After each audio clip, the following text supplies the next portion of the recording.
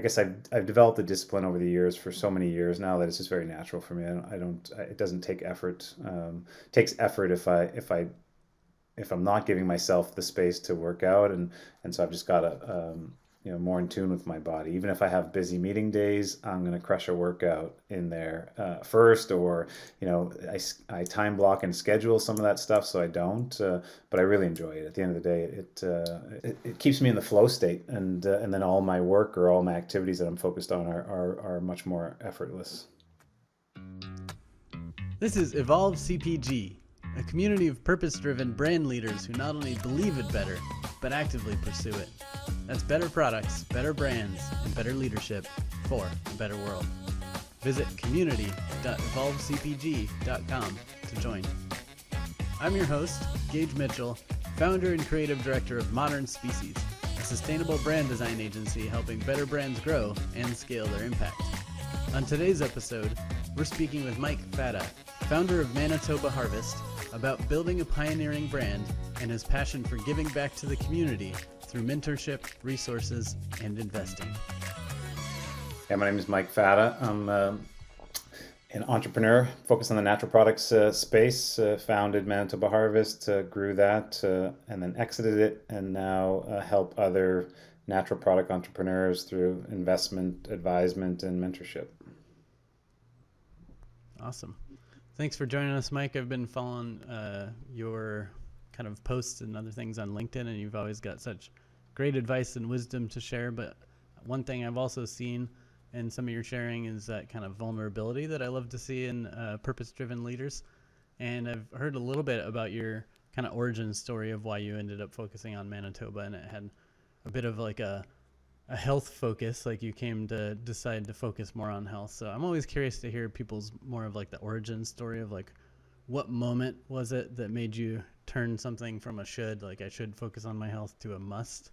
So can you talk a little bit about kind of what your life was like growing up, that, and then like what that moment was that really shifted your mindset? Yeah. Well, I grew up in a household we weren't necessarily with a single mom, and so I would say a poor single mother household, but we weren't educated about health, and fell prey to fast food, and found myself weighing 300 pounds when I was 18, and I guess the aha moment was it was being sick and tired of being sick and tired. I felt shitty all the time, and I wanted to feel better.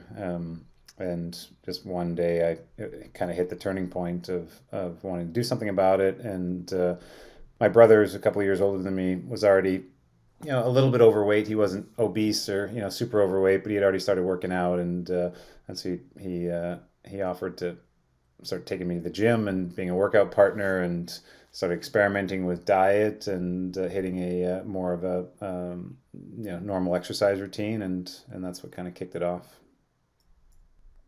Nice.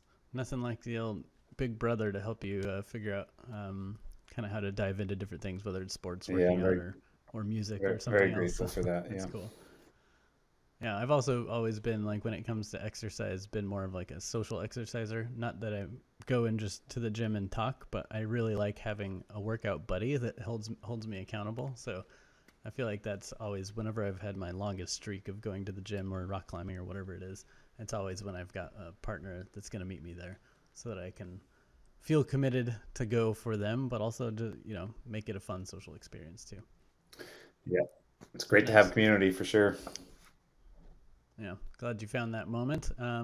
So obviously that deciding to focus more on health eventually led you into founding a company. Can you talk about how you originally came to hear about the benefits of hemp, and how that passion not only started, but like how it's continued to grow over the years? Yeah, I was through, I was experimenting with a bunch of different diets, and so I went through at first a no-fat diet, which was very popular in the mid-1990s, and really realized after a while that no fat was not right. You needed the essential fatty acids, but omega-3 and omega-6 weren't as popular back then.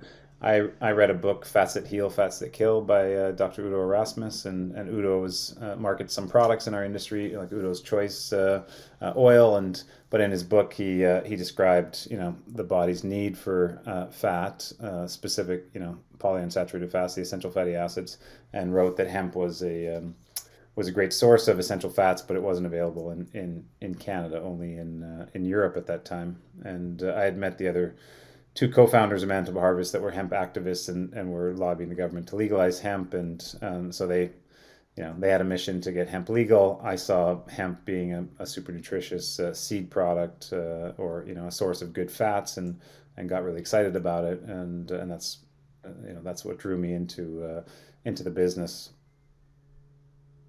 Nice. And obviously, as kind of one of the hemp pioneers of old days, obviously, finally, the rest of the world is, or at least the rest of North America, is kind of catching up to the benefits of hemp. But how has your passion just continued to grow around hemp over time? Like, was that original passion your peak and you've just kept that, or have you just found more and more excitement around hemp as you've helped grow that movement? Yeah, I don't know about more excitement, more knowledge for sure. My passion has been, I like hemp because of what it offers nutritionally, but I also was drawn to hemp because, it's this great crop, and because of its relationship with cannabis, marijuana, was outcasted for all these years, and so I was found equally passionate about fighting for the equality for the plant, and that's definitely continued. But I'd say, I don't know if my passion's grown, but my education level of hemp and hemp as a crop, and not only the food aspects of the crop, but fuel and fiber and all the things that hemp really has to offer. But I'm equally or more passionate about health and the natural products industry in a whole. Yeah, interesting.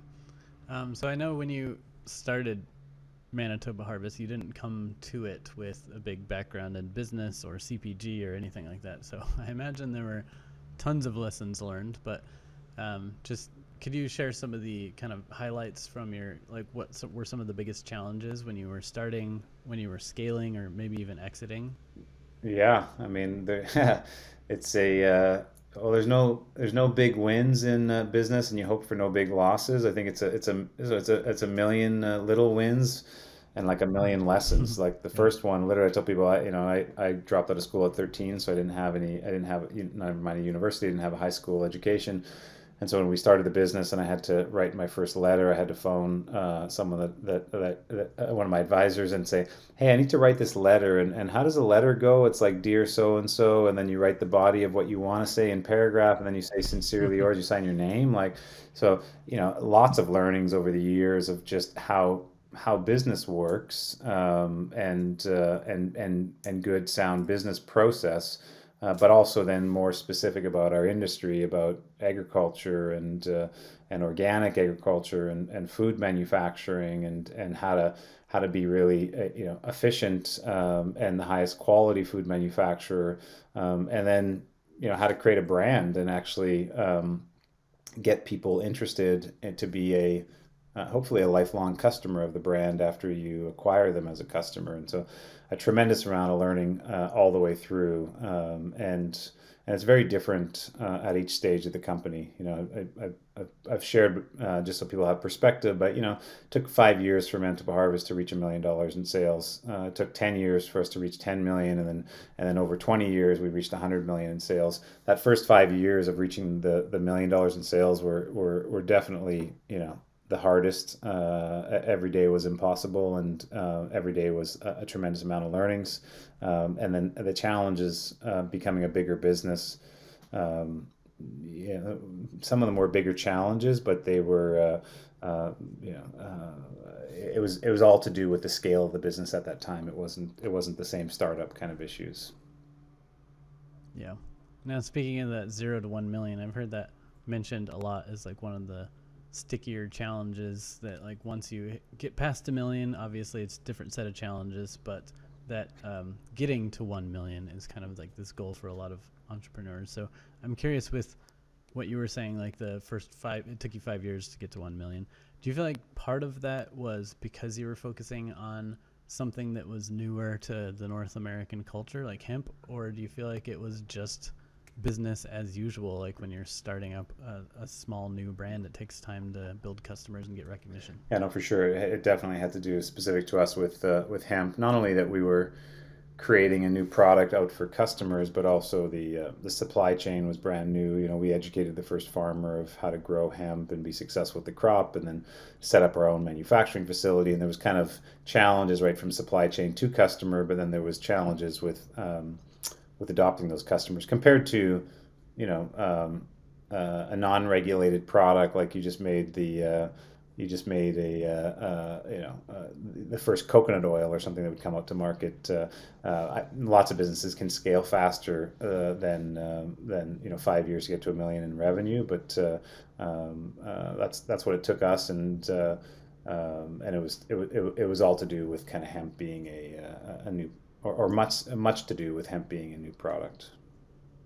Yeah, and I know sometimes with new products, like you said, especially if they're regulated or just strange for people and it hasn't been a normal ingredient and things. So, for example, like when the cricket movement was started with like Pat out there trying to hustle and get Chapool off the ground, I know that talking to him, a lot of the early struggles were even just getting like Whole Foods, for example, to put it on their list of acceptable ingredients or products because they just hadn't even thought about it before. So, did you struggle with some of that stuff with hemp as well, or was it at least a little bit more accepted No, than yeah, things for like sure. It's CPG? even more so because hemp was, there's a lot of confusion with marijuana, and because hemp and marijuana are both in the cannabis family and related, but all these misinformation campaigns, especially in the U.S.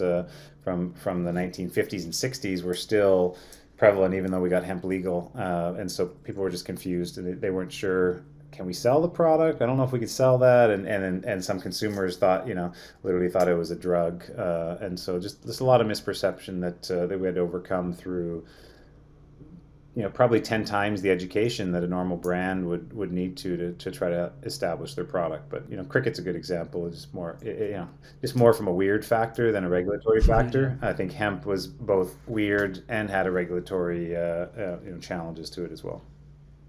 Yeah, that makes sense. Like consumer perception, I think still a lot of consumers out there, unfortunately, still get a little bit confused with marijuana and wonder if they're gonna have weird psychotropic effects or something like that from it. And it's just a lack of understanding of the product. But at least it's getting to a point where it's much more mainstream, possibly through the help of kind of like the CBD movement. But um, I'm curious with in a pioneering industry where a handful of people are really kind of leading the way and trying to get things to be more socially accepted or legally approved, like hemp.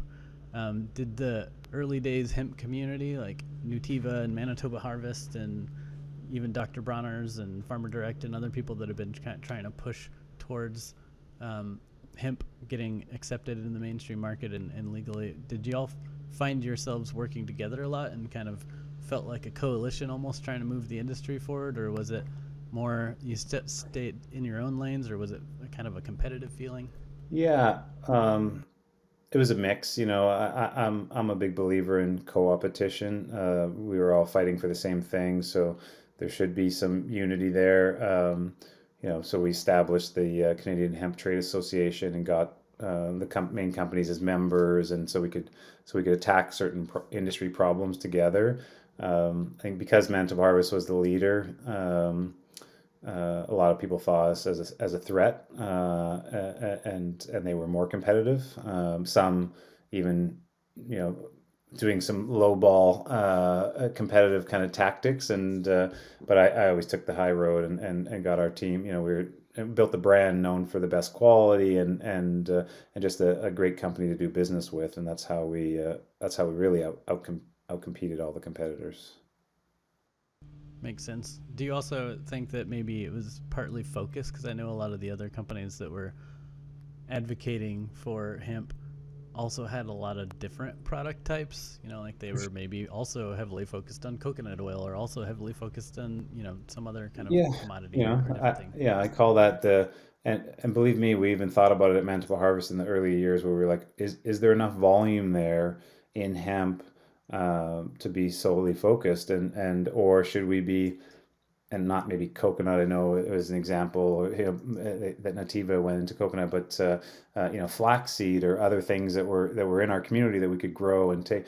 And I explored that, and the team explored that. And I felt like our mission was to become the experts in hemp, and right from genetics and the farming operation all the way through to consumer. And that's if we were more passionate and had more expertise than everybody else, then we were also better positioned to, in the minds of the consumer, what we stood for.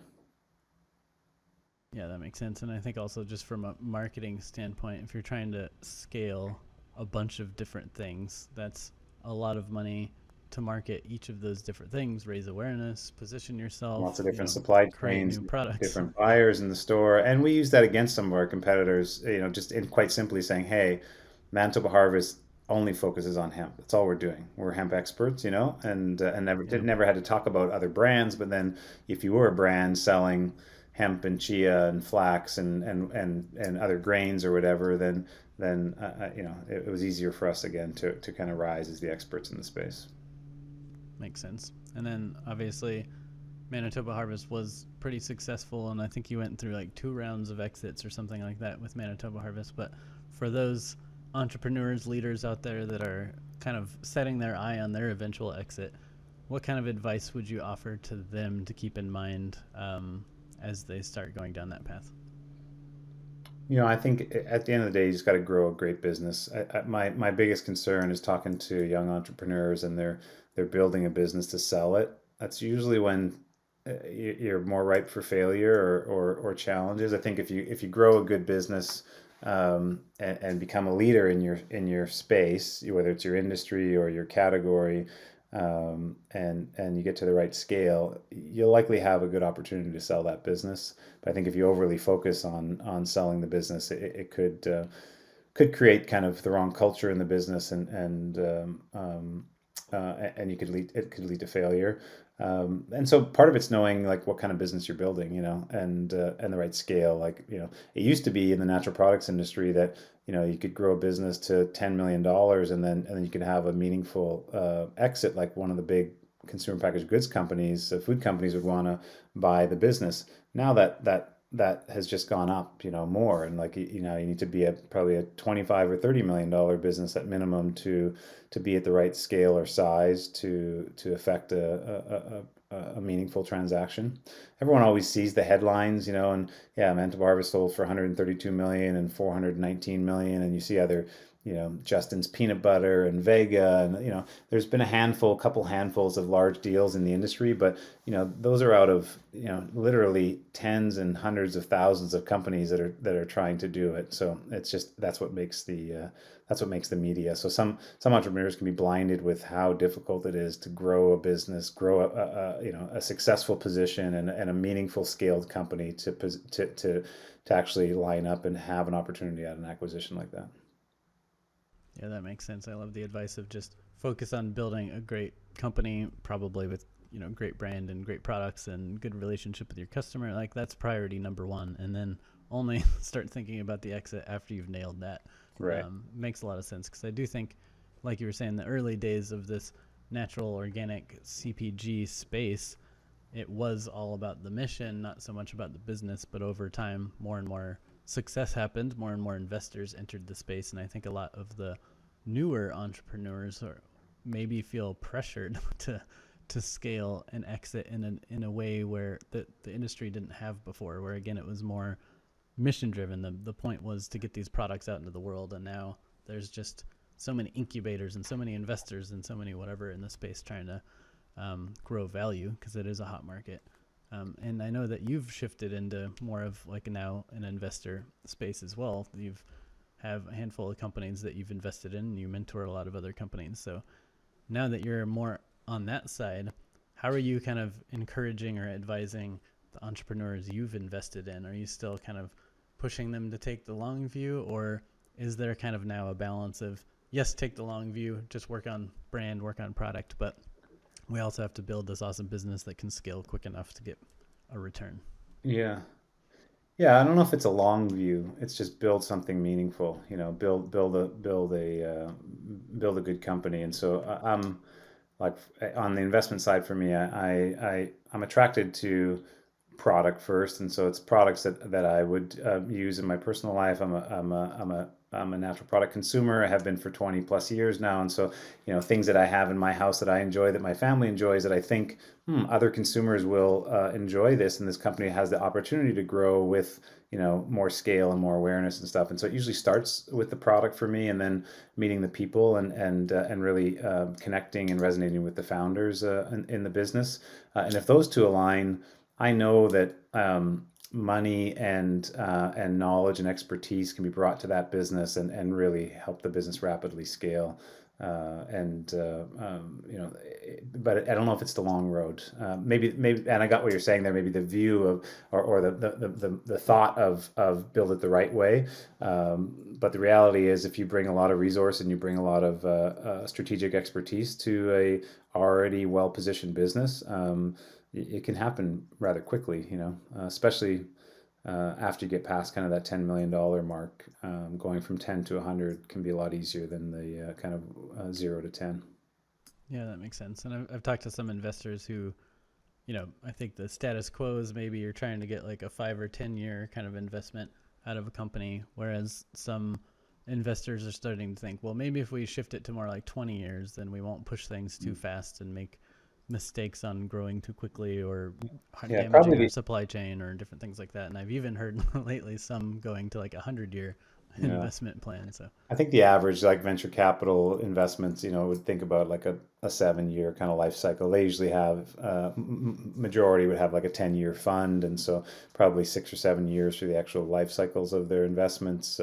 I think the breakdown is that some people are just money managers. They create funds and they invest, and they're financially minded investors, but they don't bring the operational expertise to really help the founders scale, build team, build structure, build organization, and I think there's a gap there in our industry. Some of the accelerators and mentorship programs are kind of filling some of that, but there still is a gap there.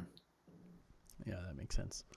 And so at some point, I don't know when this kind of relationship started, but you and Greg Fleischman started working together to help founders help other founders and give resources and tools. So can you tell a little bit more about how that relationship started and then what y'all are doing for the kind of entrepreneur community? Yeah. Yeah, happy to. Yeah, thanks. Yeah, I mean, I've known Greg for about 10 years. We've both been in the natural product space for, 20 years.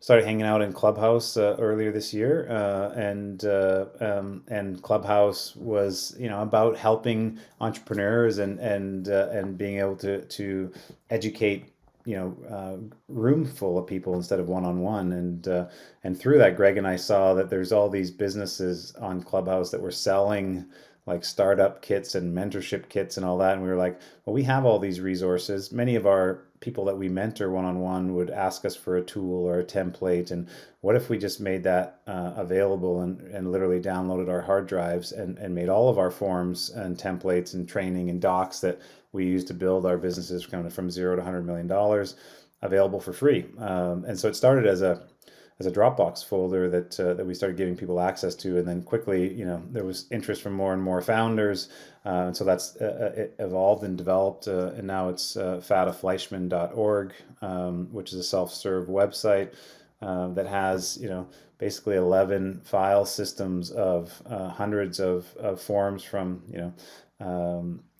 investor list, HR documents on job descriptions and organizational charts, how to form a board, how to form an advisory board, all these things that we know are stepping pieces, financial modeling and how to determine gross margin in a product. And so it's taken on a real good life over the last like 6 months, and we feel like we're just getting started. There's been over 1,000 entrepreneurs that have already accessed the startup toolbox, and we're doing more and more training events, and yeah, so we're both really excited about the project, and even others that are now helping to contribute to it as well.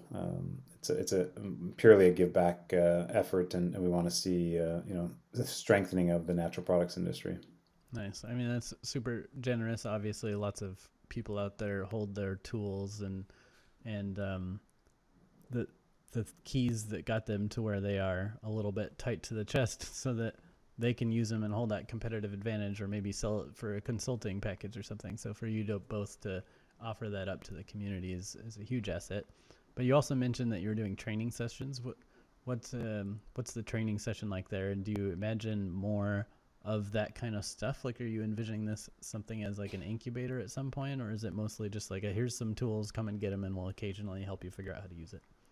Yeah, it's it keeps on getting more and more each day. But so when we put the toolbox together, we realize, well, some people will know how to use the form and template, but many don't, and they want to learn and understand it. And so we started doing training sessions on Clubhouse, where we could take an overview of the fatafleischman.org toolbox, or specific form, and focus on gross margin and how to really determine proper pricing, cost of materials to get your proper gross margin, because a lot of entrepreneurs will struggle with that, and do that live on Clubhouse and take Q&A, and then upload that audio into the toolbox. So now we're building a library of audio trainings as well to go along with the tools and templates.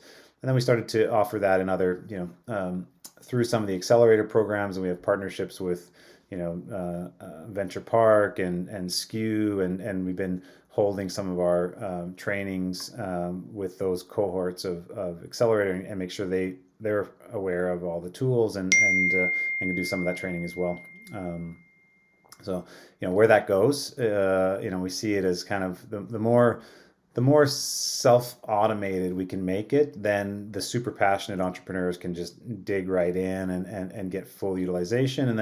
And then others that need a little bit of helping hand, we want to make sure that there's an outlet for them as well. And so we're kicking back up here, and we'll be doing more of that on using Clubhouse as that audio kind of training opportunity for kind of larger groups. Nice. Yeah. And I've seen you being pretty active in Clubhouse. What was it that kind of drew you to that platform? Because I think there's still a lot of people out there that haven't quite gotten into their rhythm on Clubhouse yet. Yeah, I was never a social media person until last year, when the pandemic hit, and I took to LinkedIn and started thinking about LinkedIn as my 24/7 trade show, where I could go and see my industry friends and new products, and give those virtual high fives that we all do, and when people are celebrating some of the success in their company and their building.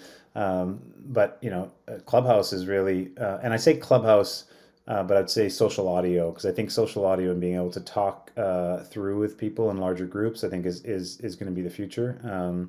Clubhouse obviously is first commercialized it, but now all the platforms are going there. Part of me thinks that by the time LinkedIn audio chat happens, that may be the favorite from a business standpoint. But yeah, personally, I replaced some of my podcast listening to Clubhouse sessions where it's live, and you can be part of the conversation. And then as a give back, I just use it as a tool to have audience participation, really, in the discussion or the lecture, or the conversation. Yeah, that makes sense. I've been thinking about using it as the live platform in which we'd record the podcast, or at least stream it, so that everyone can participate when we're recording, and then obviously still publish the podcast elsewhere for people who aren't available during that live Clubhouse. I just haven't had the time to dig in and figure out how to make that possible yet, but I think it's possible. That's cool. Curious, what I know that obviously you kind of came into Manitoba Harvest with a focus on health, and that's kind of what inspired it.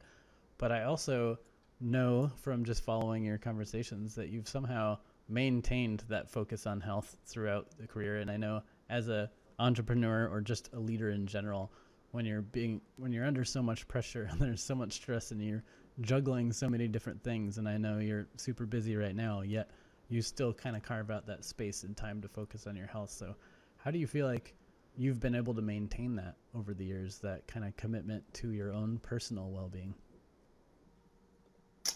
Oh, I'm really in tune with what it feels like to feel good, and I know what it feels like to feel bad for me, and feeling bad is not an option. And so, it's a high focus on diet, and I eat a very, very clean diet.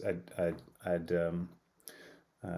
would say I'm a qualitarian nowadays, very high quality food, organic in my diet, and I'm from a Mediterranean background, so that's kind of, predominantly fruits and veggies and just clean eating. And when I eat clean and I feel good from what I'm eating, and then I want to move. And so I've now, it's been 25 years that I've worked out, weight trained, ran, bike, swim, snowboard, like just be active. And if I'm eating good, I naturally want to do that. So it's not something that I guess I've developed a discipline over the years for so many years now that it's just very natural for me. It doesn't take effort. It takes effort if I'm not giving myself the space to work out, and so I've just got to, more in tune with my body. Even if I have busy meeting days, I'm going to crush a workout in there first, or I time block and schedule some of that stuff so I don't. But I really enjoy it. At the end of the day,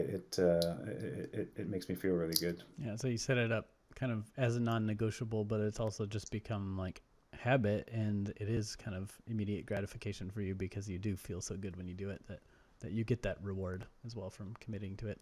You also mentioned like, Yeah, sorry, go ahead. yeah, yeah. I was gonna say, and like, breathing exercises and meditation and personal therapy, personal growth kind of items are all the same. I put a lot. I've done a lot of it over the years. It's really helped me, and so I calendar it, I schedule it, I make sure that that's the first thing that I do in the morning, and it really sets me. It keeps me in the flow state, and then all my work or all my activities that I'm focused on are much more effortless. Nice. Yeah, you mentioned a couple times that you schedule it, which I think is a powerful tip, because when you just leave things to whether or not you have time in the day, there's just so many things that can pop up and grab your attention. And if you haven't taken that time for yourself, then it's easy for that to get absorbed into something else. So do you feel like that's one of the things that's helped you maintain, is Yeah, just carving it time out? blocking. Yeah, I've been time blocking and scheduling, really through my whole business career. So it's been over 20 years, and it used to be the day planner. I'd write the day planner, everything in the schedule, and then all my to-do lists. I physically take my to-do list, things that I have to work on. Again, whether it's a business focused thing, or I got to do my taxes, or it's a workout or whatever, and it's in my calendar. It's in Outlook now, all digital, but it was day planned out for probably 10 years before the smartphones came around. And I talk about it as well. I mean, I think from a focus standpoint, I've learned about myself, but I think it's common about other people, especially with these with like mobile and phone. But first thing in the morning when I get up, I don't grab my phone. I've learned before, it's such a trap for me, and you get all these inputs, emails and social media and things that can knock me off my real focus. And so taking that time to ground and set myself in the morning, even if it's 15 minutes, do some breathing exercises, do some meditations, feel mindful about what I want to accomplish, my outputs for the day, and before I go into kind of gaining any of those, overabundance of inputs. And that's really it's really helped me, and it's helped a number of entrepreneurs that have kind of steered into that practice. Yeah, that's smart. I was just talking to Rob Sinclair about some of those things too, and he was mentioning when it's the right season for it, he loves to just go hop in his hot tub first thing in the morning and just sit there and kind of reflect for a little while before diving into anything else. But everyone has their own kind of morning routine, probably based on where you live and what you have available to you. But just carving out a little space before you open up the floodgates is a good kind of like Yeah. centering practice. I think for me, I've always struggled because I often, especially being on the West Coast, I've got all these East Coast clients or collaborators who want to have these super early meetings. So I'd have to get up really, really early and to carve out my own time. So the morning has been difficult. And then I keep thinking, oh, I'll just schedule time in the middle of the day and just carve out some like lunchtime space. But then, like you said, by the time I get all these inputs flowing in, there's so many other distractions and priorities that it's hard to carve it out. And then by the evening, I'm kind of like a little bit wiped out from a long work day. So I've always had like a little bit of a Yeah. hard time carving it in or cutting out that space, but I No, just I, need I to do used to it. be, yeah, I used to be, in the peak of Manitoba Harvest building, I was the CEO that was like getting up at 4:30 or 5 and hitting the trainer, hitting the gym first, and then getting kind of all that foundational stuff for the personal me out of the way in the morning before I jumped in the workday, or it was just more challenging that it wasn't going to happen. Can't do that. Not everyone can do that, and what I learned is you can't do that for forever. Like stretching it, and because it also can lead to burnout or just wearing down your own passions and stuff. But I do like to knock out the things to set me straight first thing in the morning, Yeah. or the day gets away from Yeah, I'm itself. always jealous of the people who are either like more short sleepers, like they literally only need like 5 or 6 hours of sleep and they feel great, not like just lying to themselves that they can handle it.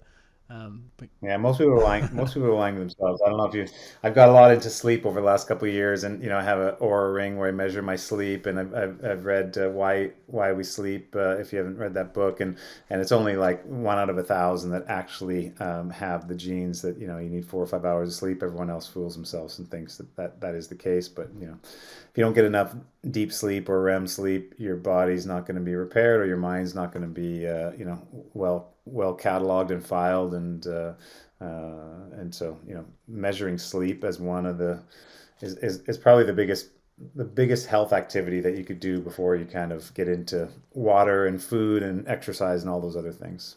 yeah, I've been a big kind of believer in sleep for a long time too, because when from my own self diagnosis, but based off of the book The Promise of Sleep. I'm not sure if you've read that one, but it was like by Dr. Dement, I believe. Interesting name, but he was one of the first like sleep scientists and kind of a big advocate for people getting more sleep. But I read that book and saw that there was this type of person that's kind of rare, but they call them long sleepers, where you actually need more sleep than the average person. And once I read that and kind of went through kind of catching up on my sleep debt, had a moment in my career where I took some time off and didn't have anything to do, so I just let my natural sleep rhythm catch up. And then I found that my actual sleep, once I was caught up and paid off my sleep debt, that my body naturally wants somewhere in that like 9-10 hours a night range, which is just hard to fit in when you're an entrepreneur Yeah, juggling lots of stuff. But if I get that sleep, I perform so much better. I'm wide awake. I can have all sorts of energy and so on and so forth that I don't have when I try to pull off the 6 hours or 7 hours of sleep. So I've come to just prioritize like sleep and good food and ideally some movement. That's the one I usually struggle on, and I need to get better at getting some movement in the day. But I find that if you at least get those three things in, you're setting a great foundation for kind of energy and productivity and wellness in general. definitely. I'll have to, Yeah, and longevity. We all want to be doing the things that we love for a very long yeah, time, so it's good to I'll stay have to check healthy. out that book, Why We Sleep, as well. Cool. So I know that you're also in the kind of phase of your career where you're helping a bunch of other entrepreneurs kind of repeat some of your success, investing in brands, mentoring them, etc. Can you talk a little bit about kind of what you're doing in that role, like how you're helping some brands or what you look for in companies that you do kind of invest in, and then if you don't mind, like some of the top bits of advice that you tend to find yourself giving other entrepreneurs. Yeah, so I'm not an angel investor, and I'm probably less interested in startups just because it's a painful time, both for an investor and the founder. But I like the kind of getting to $100 million at Manitoba. I didn't really like that part of the business. Like it's a very large company, and takes it's a different kind of grind, as an executive. And I thought, hey, if I got off the escalator there and went back down to the kind of $5 or $10 million business, when the businesses have the right, they've done enough to have prove product market fit and have enough scale where they're probably ready for some significant investment, and to build what I'd call like a $1 million management team, and put in the governance and form and structure to then grow the business to 50 or 100 million.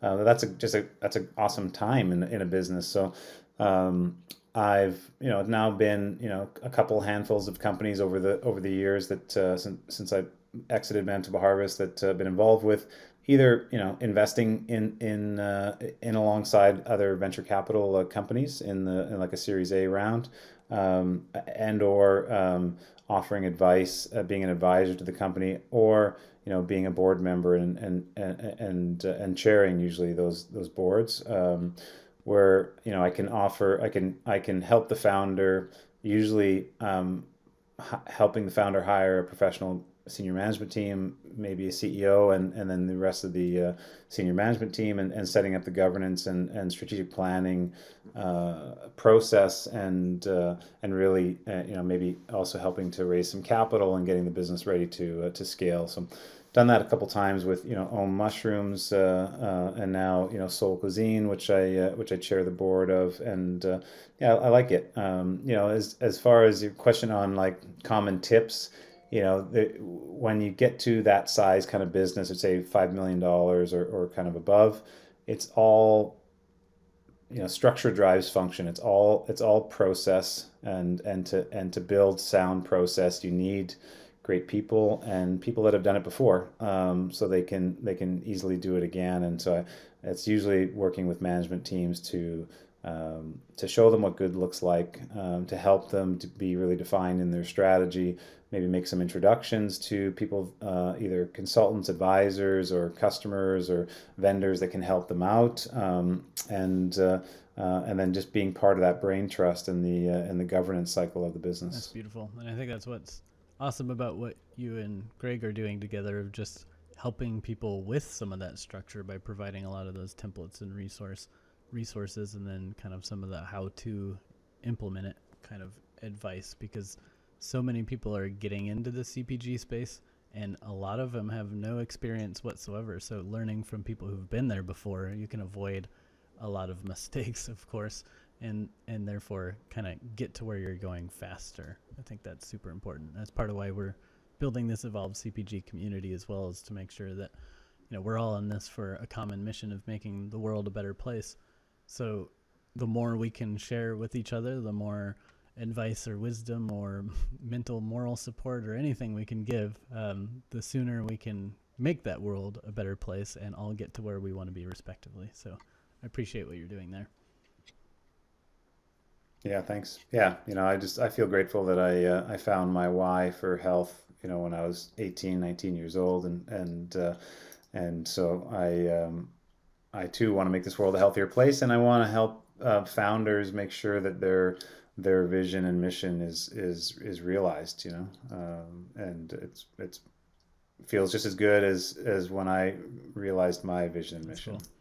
Okay, so where should people go if they want to learn more? Do you have an email list you're building? Is that through the you and Greg thing, or some other place? Yeah, I mean, twofold. I mean, people that want to connect with me can connect on LinkedIn. I'm active on LinkedIn on a regular basis. And then fatafleischman.org is the website, and they can sign up there for the toolbox, and then they're part of the community. We do some mailings of kind of email of new things that are happening in the toolbox, which is also fatafleischman.org now has an industry job board to it, and there's going to be some other cool tools that will come as part of that community. So that's our give back, and then again, to connect with me personally, LinkedIn's probably the best space.